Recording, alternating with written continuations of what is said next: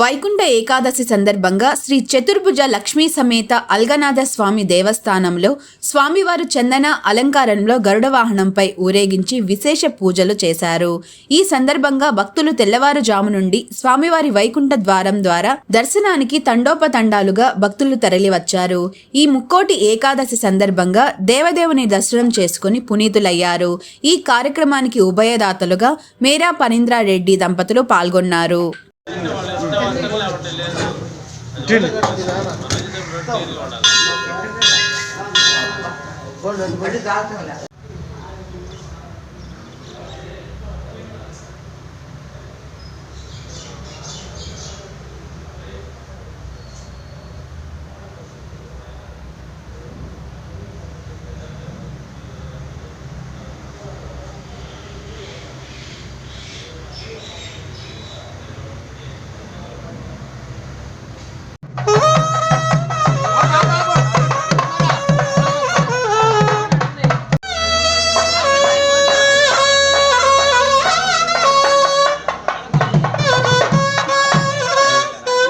కావలి నియోజకవర్గ ప్రజానీకానికి నా నమస్కారాలు.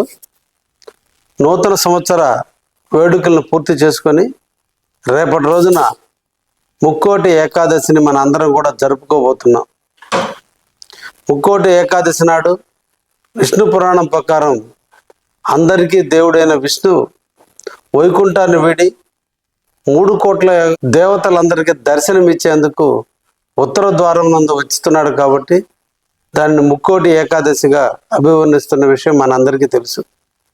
ఆనాడు విష్ణువుని సందర్శిస్తే 300 కోట్ల జీవిత ఫలం మనకు అందరికీ అందుతుందని ప్రజల యొక్క నాంది. అందుకని రేపటి రోజున అందరూ కూడా ముక్కోటి ఏకాదశి నాడు అందరూ దేవాలయాలు సందర్శించాలని, అందరినీ ఆ దేవుణ్ణి కొలవాలని, ఆ దేవుని యొక్క దీవెనలు మన కావలి నియోజకవర్గం మీద, మన అందరి ప్రజల మీద ఉండాలని మనసారా కోరుకుంటూ అందరికీ ముక్కోటి ఏకాదశి శుభాకాంక్షలు తెలియజేస్తున్నాను.